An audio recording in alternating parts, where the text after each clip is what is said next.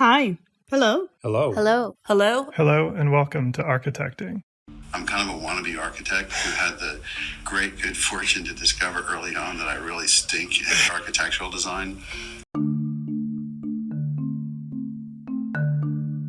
If we do not act justly, we cannot have a just society that will, or a profession or a life that will bear the fruits that we all really want. Hey, hello, and welcome to Architecting. So this is a podcast about the lives of architects, about the people and the stories behind the buildings and the images that we see. And with this very international world that we live in, this show is purposely local and narrow, focusing only on Colorado community of designers. I'm your host, Adam Wagner. I'm an architect. I'm married to an architect. I have 2 architecture degrees, and I've worked for a dozen architecture firms in 3 different countries. But for the last 5 years, I've been rooted in Denver, where I'm at Open Studio Architecture, and I teach at the University of Colorado, Denver. I really enjoy connecting with other architects and learning from their experiences. So now I'm broadcasting these conversations with the goal of creating a stronger local community. So that brings us to our guest today, Julianne Scherer. So Julianne is currently the managing principal for HDR in Denver.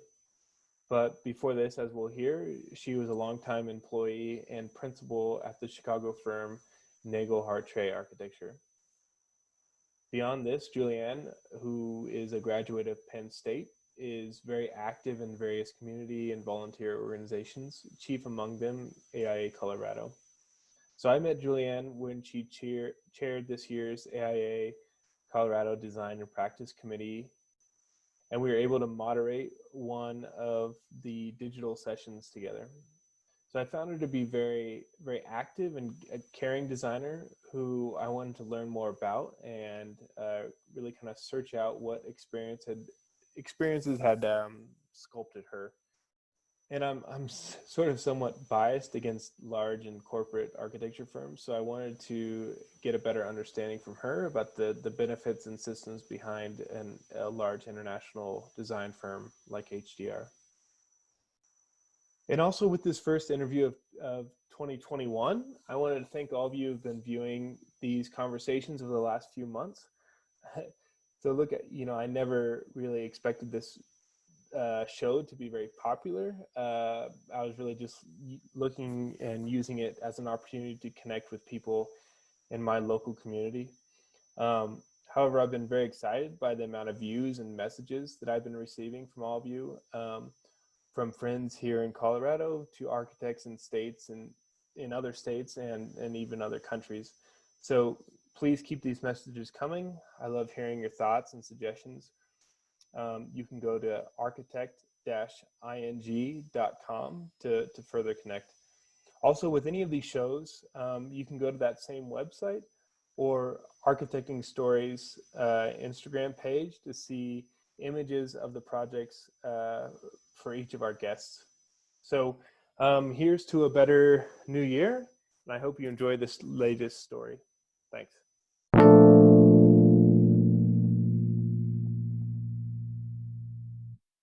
Hey, Julianne. Hello. How's it going? Good. Oh, got to fix my hair for a minute. Yeah. Okay. It's actually just a podcast, so in the end, Nobody's going to see it. But yeah, I like that. This is all new to me, so Yeah, each week there's something new that comes up. But I knew you would be just super prompt and right on time. That's like one thing I really know about you. But good. How's your day been going? Excellent. Yeah. It's another bluebird sky here in Colorado, which I'm really glad about. And I'm going to be going snowboarding tomorrow, so that's always on the top of mind that I love. So. Where are you going? Where's your go-to spot? Well, we go to Keystone mostly just because it's so close. So it only takes us an hour on a good day, to get there quickly. So that will be where we typically go. Yeah, nice. That's a good one. Nice and big and close. And exactly. Yeah, nice. It's a good thing to look forward to. Yeah. and we're trying out. We got Christmas was just around the corner there, so we my husband and I gifted ourselves step-on bindings. So trying to get used to those. At least I don't have to sit on my butt so much to get in and out. That's, this is definitely like a Colorado podcast where we start off talking about this, but I want to know how those work, because I've been very tempted to try them out, and it seems like that'd be the good life. But yes, so far so good. Nice. Well, thanks for coming on. I mean, I'm excited to have you on, because in some ways I feel like I know you pretty well. Like we were on this AIA conference together, and we got to moderate a discussion with Todd Williams and Billy Chin, which was really fun. But in other ways, I beyond that, I don't know you at all, really. And it goes to the dumbest thing, but it's been really on my mind. Is it Julianne or Julian? Julianne. Julianne. See, and I've been saying it wrong even. So this is the beginning of a good learning session here. But I take it either way. The only thing I really do not prefer is Julie. So okay, good. We're good. Well, so nice. So beyond that, let's start with this question that's been kind of tripping people up. But okay, who are you? How would you introduce yourself?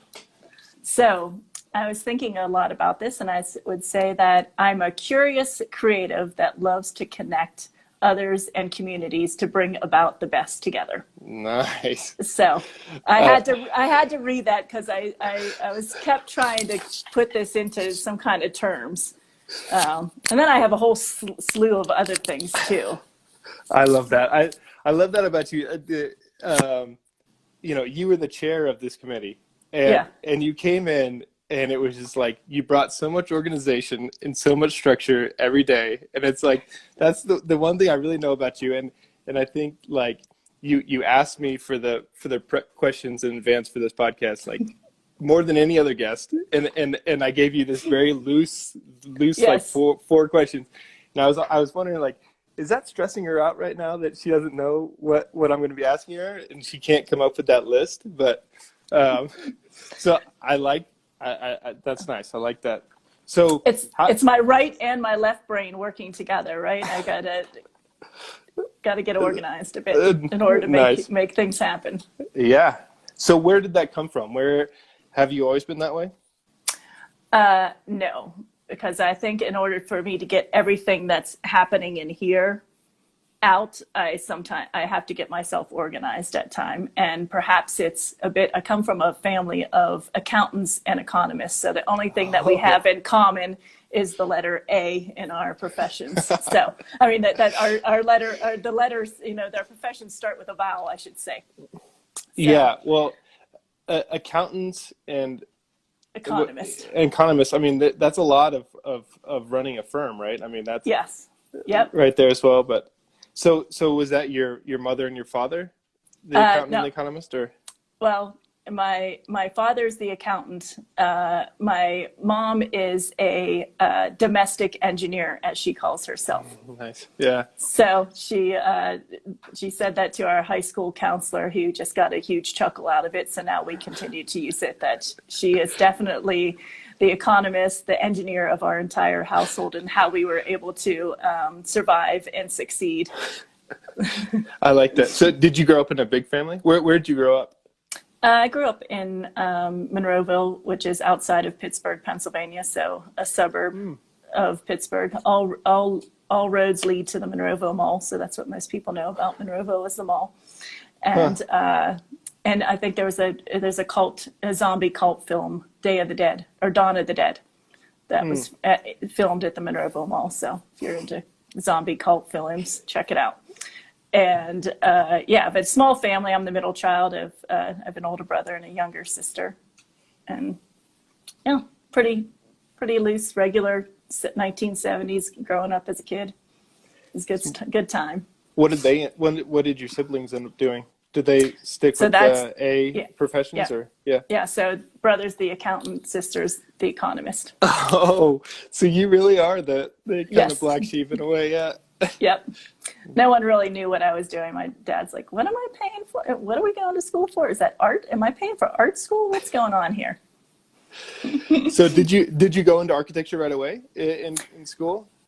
Yes and no. So I always wanted to be a doctor. Like I always talked about being a doctor. I loved healing and caring for people, and I just loved people in that way. But I also, like, during my youth, when I was smaller, I would probably in equal measure, I was doing science and art. Science more on the biology side. Like I just really loved anatomy and physiology. I still do today. I mean, eyeballs. I love eyeballs and bones and such. So when I was thinking about what I wanted to become when I was in high school, I mean, I was always on this track to go pre-med. And then I took a drafting class in when I was a senior. And that changed my life, because I thought all of a sudden I was like, wait a minute, I might be able to do art and use some science all into a career called architecture. What? Because we didn't have any. My parents, I think we had one friend that was an architect, but it was, a distant friend, nobody that was like right there with us. And so I decided to go into architecture. So it changed all the submittals for college from pre-med to architecture. Wow. So it was that profound. I mean, like, did you hesitate with that? Was it kind of stressful, that idea of kind of leaving all those years of prep behind, or is just such love that I just fell in love with it? Yeah. Cause I kept thinking, because I actually was thinking about, can I do like a, medical illustrator or something like that for books. And I think that at the time there was five schools in the entire country or the world that had that type of career, that type of path you could go into. And so for me, when I was in the drafting class and I was drawing up plans, and actually we started off with a screw, and I could still use, the pencil and be able to shade and do all kinds of things. I was like, wait a minute, there's a way I can make this into a career. And I ended up being the first. My teacher at the time, I was the first student that took all the AP anatomy and physiology and biology that did not go into pre-med. That's a lot of work.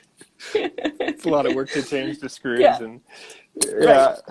I was in the art club and science club.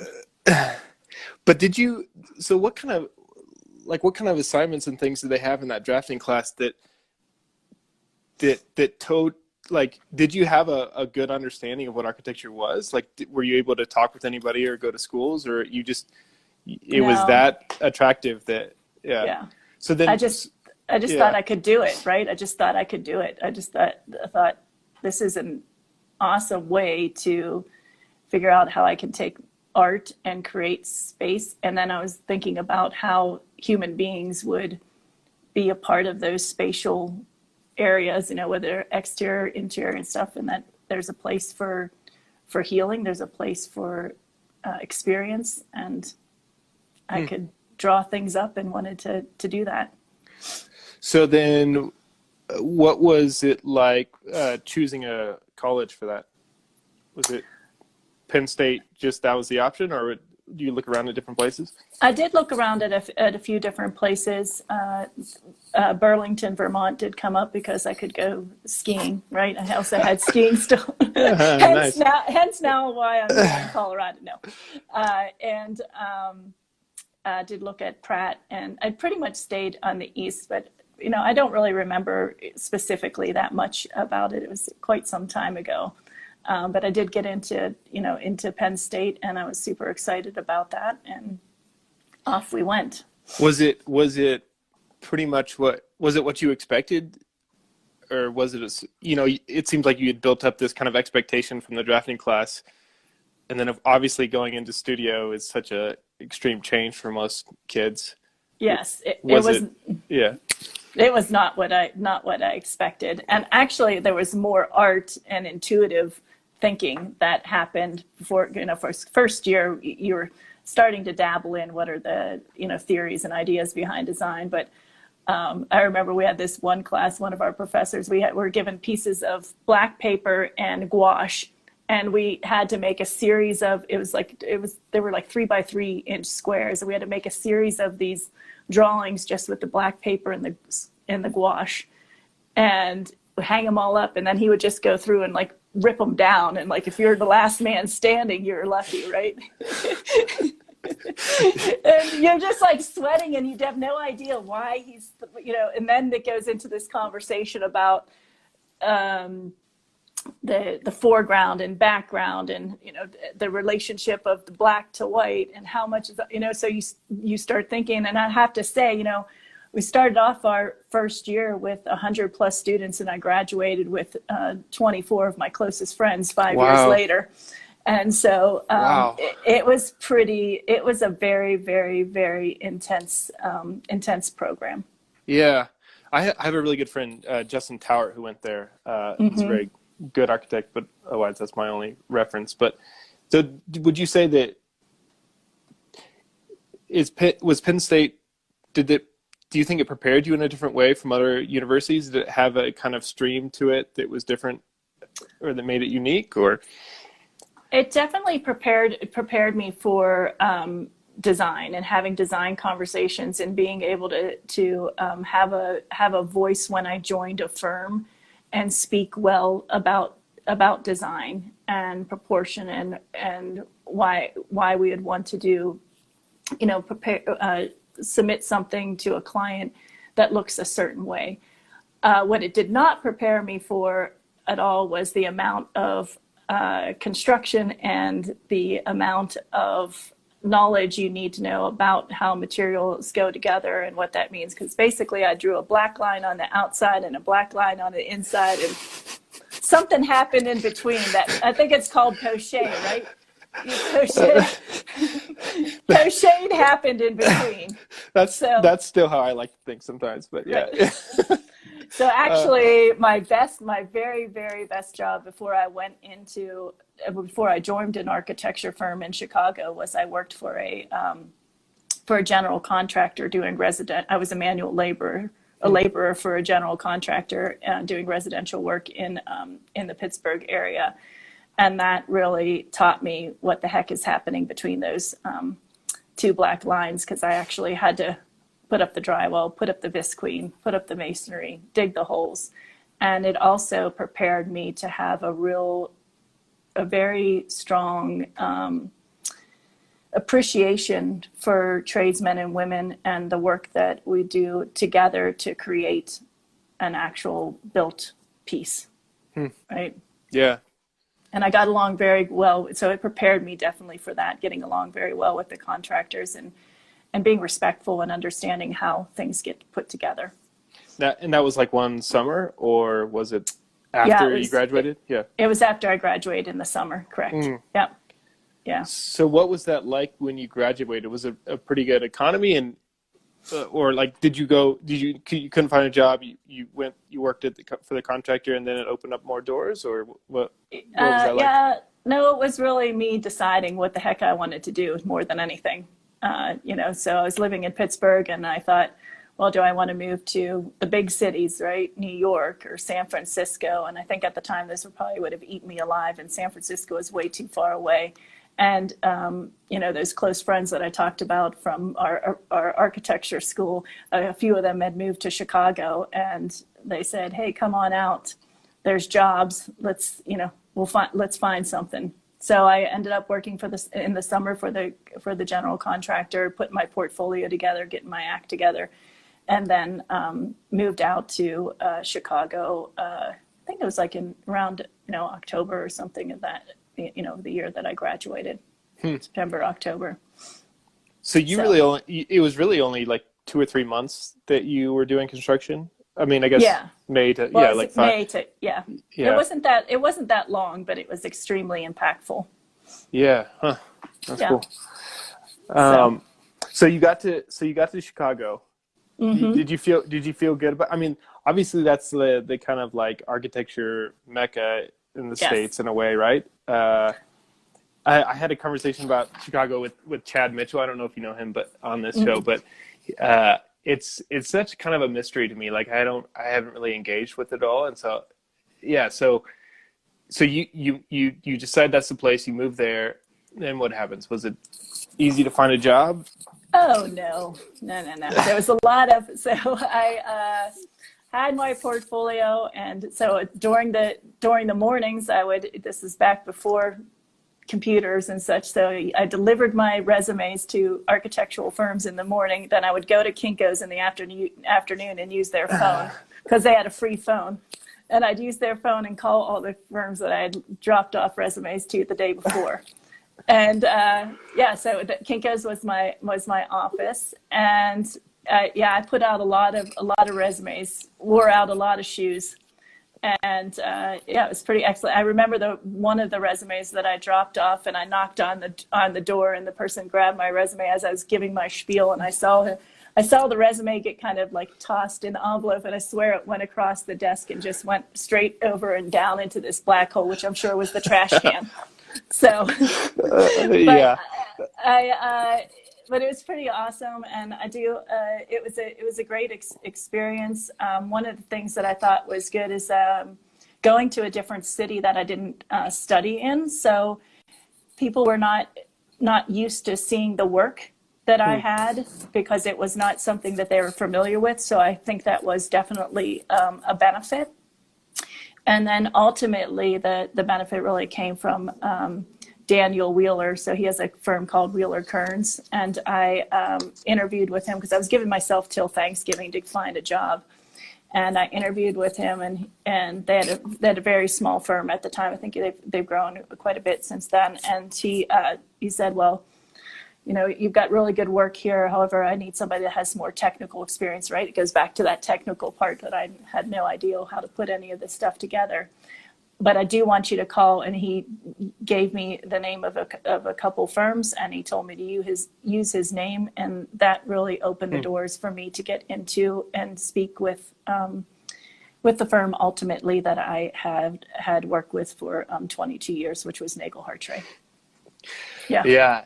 That's awesome. I mean, I keep getting students who are asking me, how do I get a job or whatever? And I'm like, don't go ask for a job. Ask somebody to go get some coffee, like go out and make relationships, and then those relationships open doors. And that idea of like you having to go around and introduce yourself to how many firms, like, how many connections do you have from that still, or that's a lot. Mostly what, it's like this podcast is mostly like from the connections I had when I moved here 5 years ago, reaching out to people, so, but then it's funny. Yeah. So then you found a firm and worked there for 22 years. Yeah. Which when I joined them, when they actually offered me a job, I brought with me. So my second year of college, my parents were like, shouldn't you look for an architecture job or something? Well, I really enjoyed my summer job, which was teaching kids art in the parks of Monroeville. So I love that. So I'm like, do I really want to get an architecture job? Well, so one year I decided, since my parents pushing, I better find a architecture job. So I got the Architects magazine out at the library, and I started finding the best firms. And I had actually sent my second year of architecture school, I sent a letter to Nagel Hartray, and got my rejection from Jack Hartray, who then several years later hired me. So it was great. Did he remember you? Did he say? No, yeah. I brought the letter with me though. And I had it hung up at my desk for quite some time, just to the rejection it was letters. Just fun. Yeah. Just the one from him. Oh, just one. So what was it about them that drew you in and kept you there? Tell me about them a little bit. I looked them up when I was researching you a little bit, but I hadn't heard of them before. Well, so they were very well known as a local regional firm that did very, very good design, and that's what I was looking for. And Jack Hartray and Jim Nagel come from some really great pedigree, so to speak. Jack Hartray worked with SOM under Bruce Graham's tutelage and did a lot of work actually at the U.S. Air Force Academy here. He'd worked on the chapel and other things. And Jim Nagel, he was worked with Stanley Tigerman, and he was part of the Chicago Seven. So not the Chicago Seven that did the Democratic riots, a different Chicago Seven. Yeah. The Chicago Seven of architecture, and that they were a group that through Stanley Tigerman that was kind of emerged in opposition to the modernism, and it was really more about the fact that everything was looking Misesian, right? Everybody was doing Misesian, and I think Jim Nagel once said, it's like you got off an airplane in the 70s and you just had no idea where you were. And so what I learned at Nagel Hartray was this idea of creating a sense of place, and that it's really the people, it's the area, it's the context, it's the textures, it's the smells, it's all of that help you unfold what the building wants to be.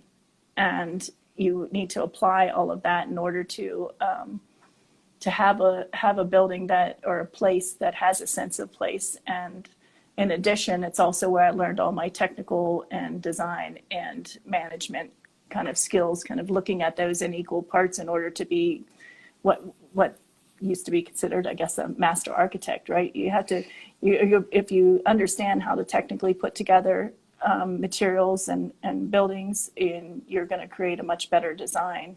And if you understand how to manage not only the design, but also the clients and such, you ultimately, the resultants are going to be quite astounding. So that was really what I did there. And I also loved the variety of work, right, that we were doing. So everything from, I worked on single family houses to higher education, K through 12, convents. Did my first nice. project was a convent. That was the one I'm kind of very proud of, but it's good stuff. And so that's what drew me to them, and just their strong sense of being grounded as a firm, grounded in Midwest values, and design being at the forefront for the greater good.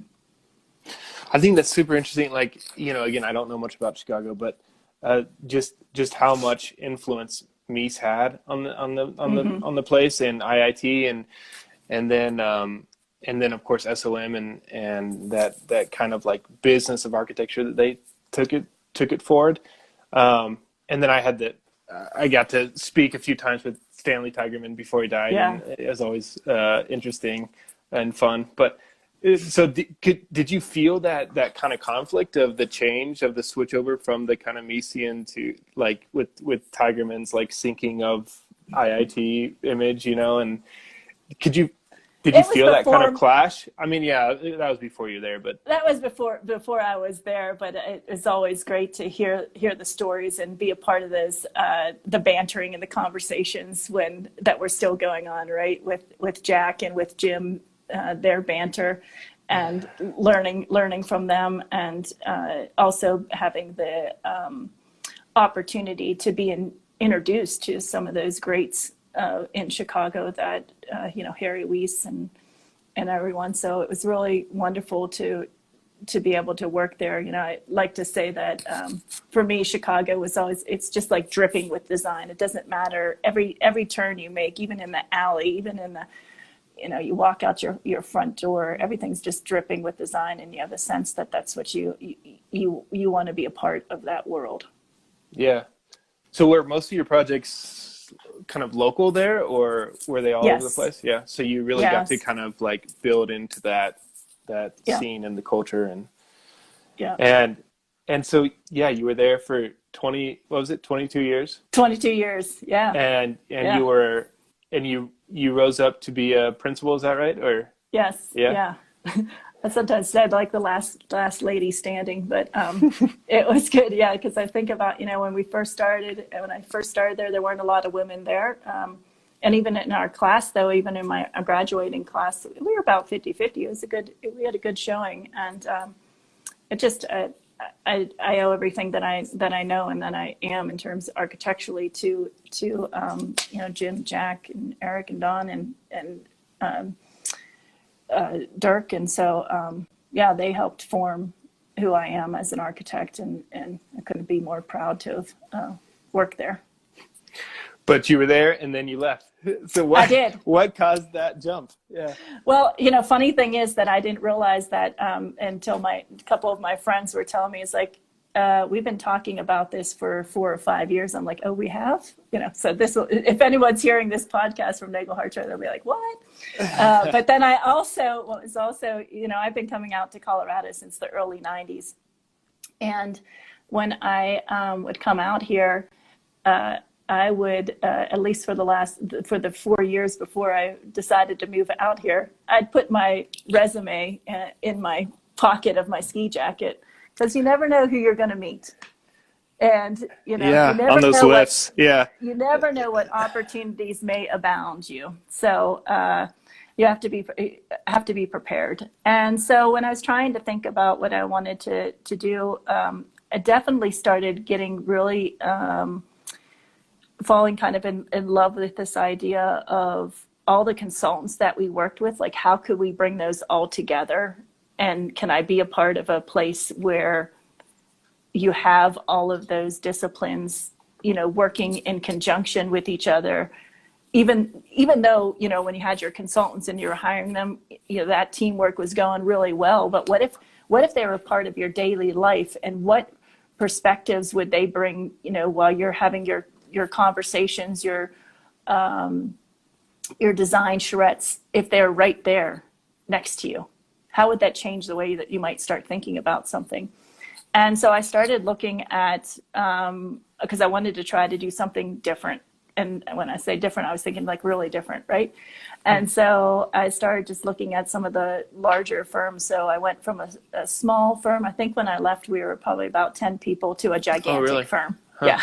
So to a gigantic firm, right? A gigantic global firm that has, and what I was also struck by is just the depth of knowledge and the depth of expertise. And that, again, it's just a number of people that you have at your fingertips that you can, share stuff with and have conversations. I mean, in where we sit now, we have traffic engineers and water engineers and landscape architects and urban designers and interior designers. And there's always a conversation that's going on that you might overhear that may influence you in some way, and you can influence them. Yeah. So all those professions and consultants are in your office here in Denver and HDR. Yeah. Yes. Wow. Yep. Mm-hmm.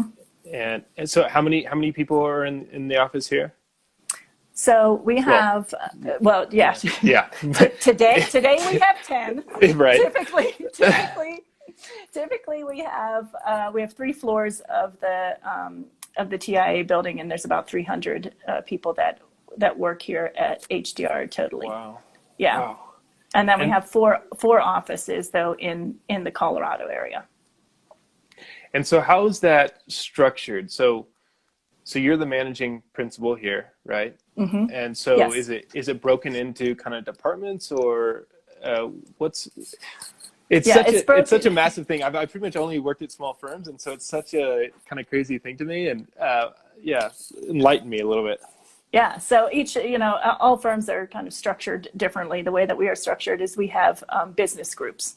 So I'm the managing principal of the architecture business group here in Denver. And so then there's other business groups, and some of our studios are smaller or larger depending on where they're located. Some are co-located with our engineering brethren, and some are not. So I'm co-located with our engineering teams, and we have two main companies. So we have HDR Architecture Inc. and HDR Engineering Inc. And then we all roll up into one HDR. And so then in each of those, within the architecture, we have the architecture business group, and then we have a water business group, a transportation business group, a resources business group, and a building engineering services business group. And then we have a federal group that kind of goes across all of the business groups. They are their own entity, but there's federal work that's done everywhere. So. So how many architects are in Denver with HDR?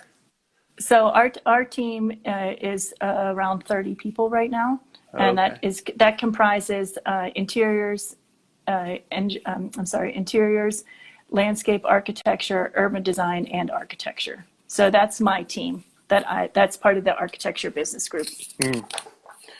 So how long have you been in Denver then? How long? 4 years. 4 years. Yeah. Nice. It's So been fabulous.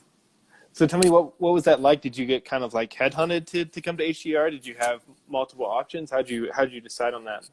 So I did have a few options, and trying to make a choice. Do I stay in Chicago? Do I move out east towards our family? Because we were considering that too. And then this opportunity with HDR came up, and again, go back to those 24 of my best friends that I had for five years in architecture school. And one of them was actually the managing principal at HDR in Chicago. And I wasn't even looking, didn't really know HDR very well, because the foundation of HDR's architecture work is in healthcare. And that was the type of project, that was probably the only project type I was not doing. And so when that came up, then I got the opportunity to meet at that time the regional director, and had several interviews, and then there was the opportunity to move to Colorado, and we had to make a decision, right? You had to make a decision at some point in your life, and the decision was made, and here we are. And there's things that of course, with all things, you miss some things, and other things you don't. I now get to snowboard and mountain bike as much as I like, instead of taking vacations to do so. Yeah. And but I miss the lake and my friend with a boat, and I miss the city that drips with design. And you think about the time that those are formidable years, right? In your 20s, you're just trying to get your legs underneath you, right?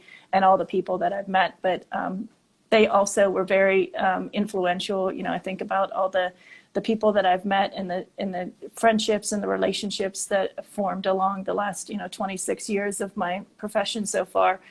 And I wouldn't be here without that that slew of people that are a team, right? You got to have your team that always has your back and is there along the way. Yeah. So what other ways was that different? I mean, again, moving from a bigger city of Chicago with more architecture, coming to Denver, like, another thing I know about you, and the few things I know, is that you do a lot of volunteering and a lot of work with AIA Colorado. And were you pretty active with organizations like that in Chicago as well? And how is that kind of similar or different to what's going on here in Denver? I was in Colorado. In Colorado, yeah. So I was very active in definitely in the professional part of architecture in Colorado, but also I was introduced to a not-for-profit in Colorado called Architreasures by a good friend of mine, Sharon Exley, and I think that's really what started this love for kind of being a steward or stewardship of design, and helping communities shepherd design. And what Architreasures does is go into socially and economically diverse communities and take them through a design process to create something that's specific for their community, a need for their community. It could be anything from a mural or an empty lot that becomes a garden, or whatever their community is looking for, and we help them through that process. And that really was that started my trajectory towards getting out there in the community and providing my skill set to people and really listening to people. So then when I moved to the Uptown neighborhood, it was a bit laden with there's gangs everywhere in Chicago. So no matter where you live, there's gangs, but no matter what they say. Anyway, but so there was, but I kept thinking to myself, like, how can I get some people to think differently about where they live? And art is my way of doing that. So I started the first art and music fest in my little neighborhood, and at least for that one day, the gangs weren't hanging out in the Sunnyside Mall, at least, right? And so then, and the fact that all these people started coming out of the woodwork with all these design talents everywhere, and that was just phenomenal to me. And learning how to meet different people with different talents and such, and how can we all come together and do this work, right? And be a part and such. So I need to do some digging here in Denver. I've been focused really on, since I moved here to Denver, I've been focused on my professional work and the professional work in the professional associations and organizations. And I know that love of community and such is out there. It's just having time to say yes, because I want to say yes to a lot of things. And I think one of the things that I noticed about Denver, it's definitely not as tight urbanly, right? It's a little bit more similar to Pittsburgh in terms of the density. Going from Chicago, 2.7 million people, to 700,000, you can breathe a little bit more, right? So that was one of the first big differences you could just feel it, right? You could feel it, you can smell it, you can. It's just it makes you feel different. It makes you walk differently. It makes you think about the world a little bit different. I remember my husband, it was 3 months after we moved here. My husband said, I think I finally pulled off my suit of armor that we were wearing for the last 20 years in Chicago. Because you just have to be prepared constantly, right? It's not to say you don't have to be prepared in other cities and such, but there is this, I think it's a combination of the place. It's that sense of place. It's the mountains. You can breathe, you can live. Yeah, so, interesting. I don't know if I answered your question, but I just kept talking about what it means to me, and I just have really enjoyed. I've also really enjoyed in Colorado. It's like when we started this podcast, getting to know each other beyond like, oh, I'm an architect. He asked me who you are. I didn't say I was an architect, right? And I think I kept thinking about that too. Is that I felt like when I came here, there was an openness to really get to know the person, and I really have loved that, and not just knowing about what the person can give to you or what you can get from that person. Yeah, that's interesting. I mean, yeah, and I think it's also kind of it's what you put out there too as well, right? Mm-hmm. I mean, and that idea of the architecture is really interesting. There's so much agency we as architects can have, but it's so hard to find where you can direct that or place it, right? Or even just finding the time, right? And trying to sniff out those opportunities here in Denver or Colorado, or but yeah, it's really just the time thing, right? I mean, and just coming back to your position, like that has to be a pretty obviously a time intensive role and stressful, and yeah, I don't know where I'm going there, but well, I think that's it's another reason why I took the job too, was a stretch, right? So if we continue to stay in our comfort zone with our slippers and our little blankets on that we feel so cozy under, we're not going to push ourselves to think about who we can be, or how we can become better than we are. And so I think that's a constant. So that was one of the reasons, it was a big change and a big challenge, right? Yeah. You're starting over. You have to rebuild your professional network. You have to rebuild your personal network. You have to, rebuild everything. But I think that along the way, you do that by, saying yes. And I think, like you said, I feel it's the energy that you put out too. Like you said, it's like what you put out into it. And so I knew right away when I was moving here that I was going to get engaged with AIA, and I was going to put that energy out there that I'm here and I'm I'm open to be a part of Denver, however you'd like to have me. So I've done some things with Crew. I've done some things with Downtown Denver Partnership. I've had some different opportunities to speak and such. And so you just have to keep saying yes.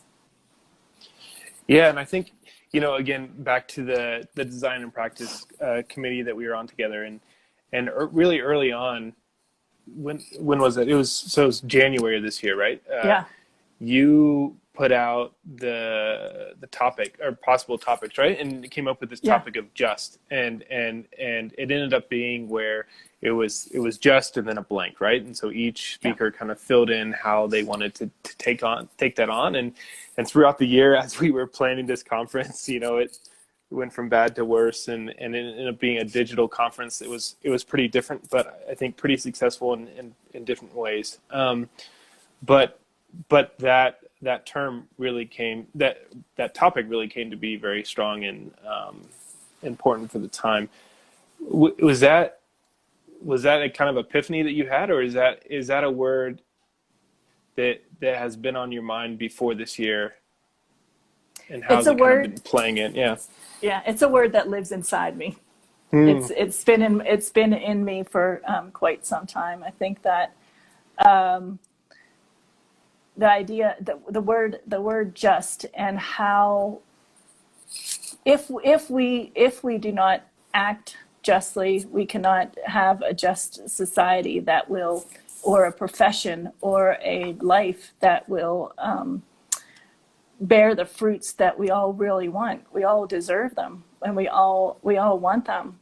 And so it's a word that is core to my soul and kind of who I am. So it's something that comes out quite often. And I wanted, when we were doing the conference, and why it came out more so was, and that was before shit hit the fan. But it was more because I would like to give things out there, put things out in the world that let others react to them or create what they want out of it. And so I thought that it was a bit, like you're saying, it was a bit unended, right? And so some of the other words that we were thinking of, they have some specificity to them. I can't say that word, but you got what I say. Right. There's specificness to them that they have to it that starts to lead you down a certain way of thinking. And so when we were coming up with that thing, or when we were all kind of throwing ideas in the hat, that's what I kept thinking about, was what kind of theme could we have that was almost non-theme, so that it gave the opportunity for people to bring different perspectives to it that we wouldn't even think of. So we're not creating some sort of bias.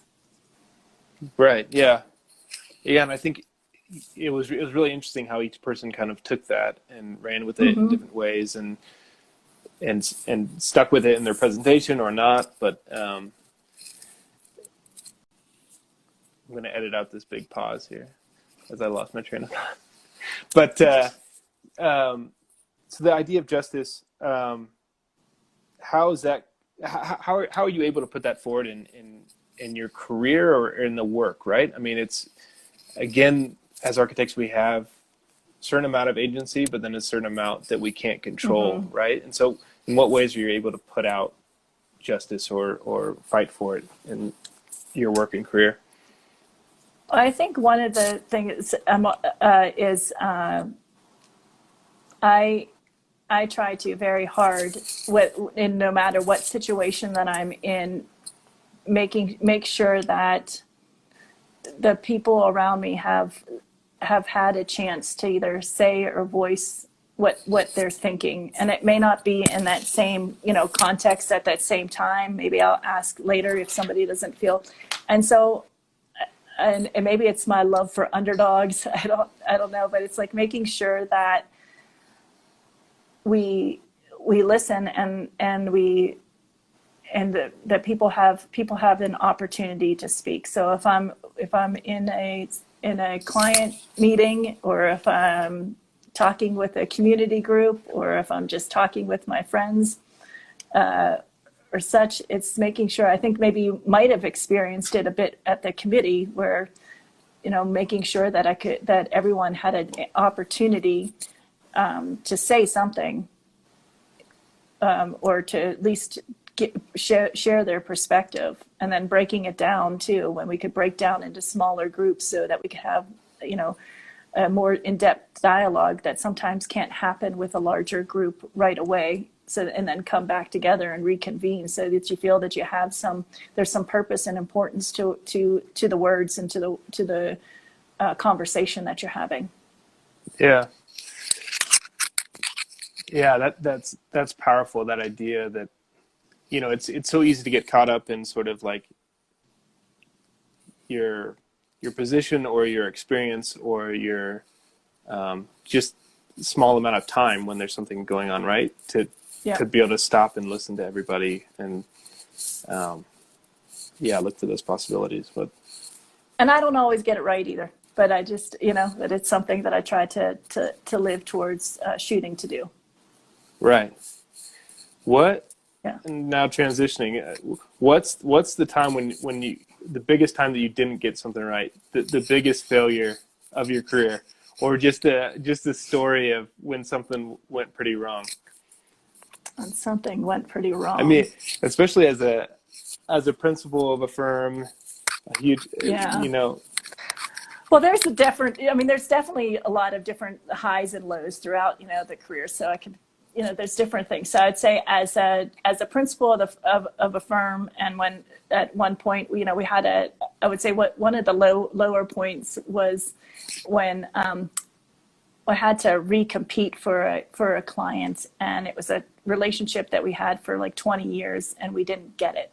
That really stunk, right? However, my good friend got it, and she did a brilliant job. And they, in their firm, they did a nice job. But it was, so those kind of things, right? Because you got to bring home the bacon to the team to help feed them, right? And so that was a low point.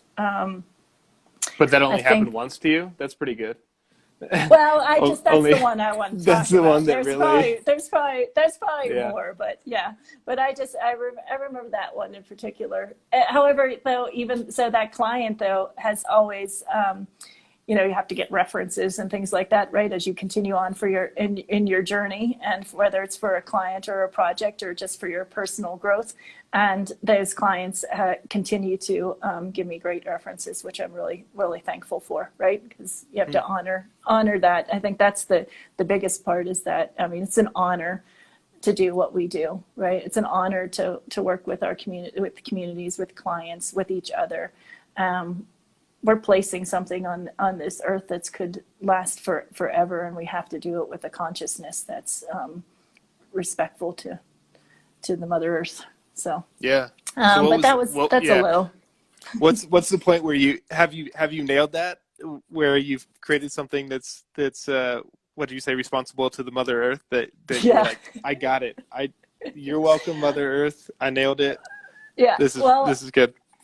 I think that there's different ways. I'm sure the sustainability people, gurus that are on this would be like, no, it's not, carbon neutral. It's not net zero. It's not this. But I think that creating architecture, there's actually quite a few of the projects that done at Nagel Hartray, and the ones that I continue to do here at HDRs, you think about every single project and the way that it's detailed and the way that it gets placed on the earth and the way that you can maximize or minimize, right, its impact, depending on what you're trying to do, and then also what it gives back to the community. So the work that I did with public libraries is really important to me, throughout Illinois, but then also here in Colorado with the Jefferson County Public Library, kind of bringing back to life the Belmar Public Library and giving it a new heartbeat, new breath.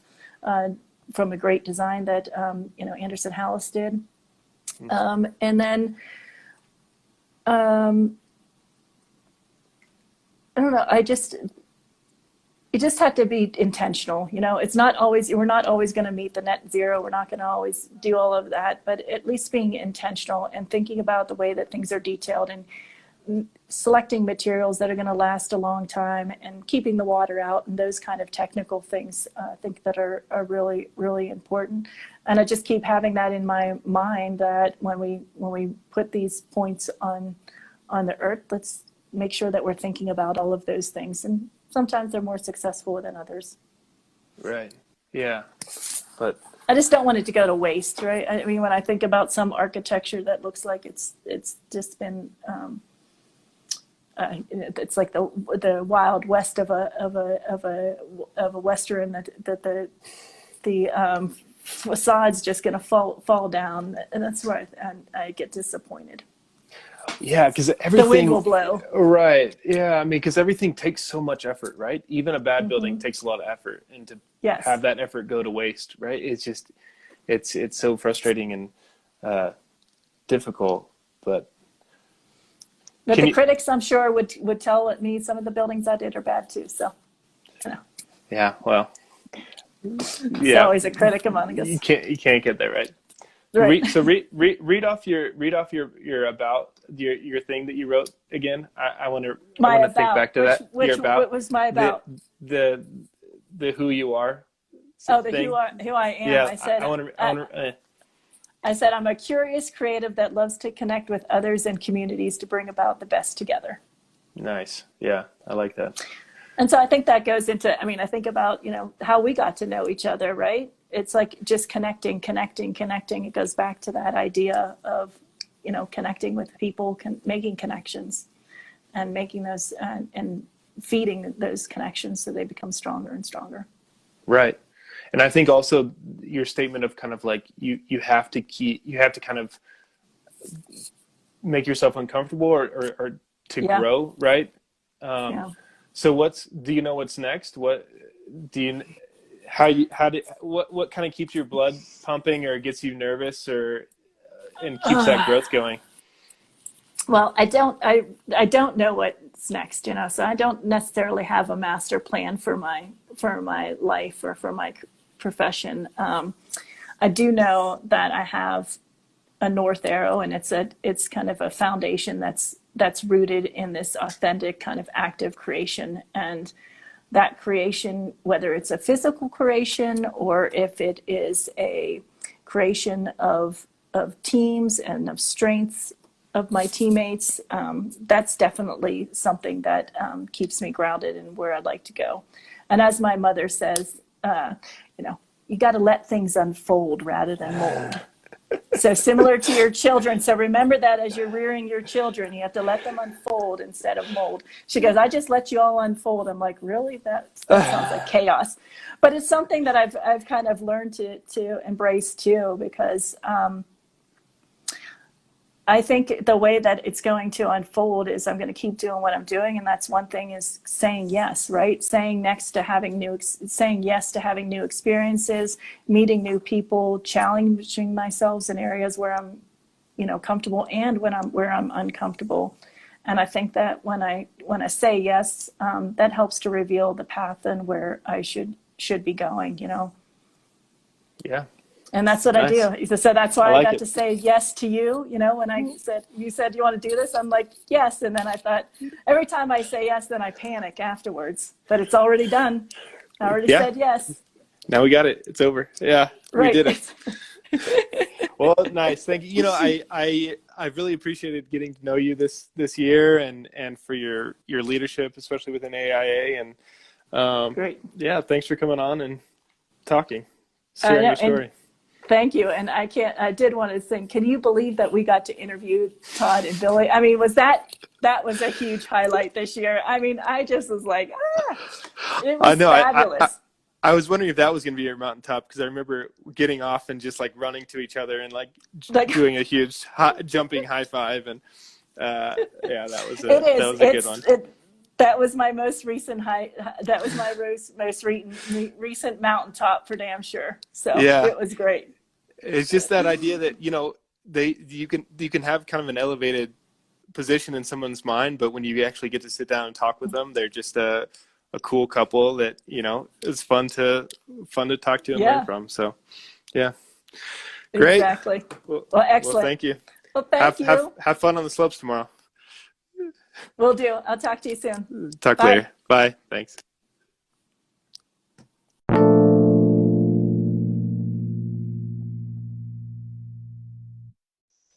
Thanks for listening to this week's show. You can visit architect-ing.com to see images from this week's guest. And please rate and review the show wherever you listen on Apple, Google, Spotify, Stitcher, or Anchor.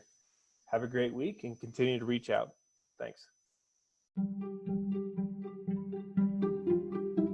You can visit architecting.com, that's architect-ing.com, to see images from this week's guest. And please rate and review the show wherever you listen to podcasts. Have a great week and keep connecting.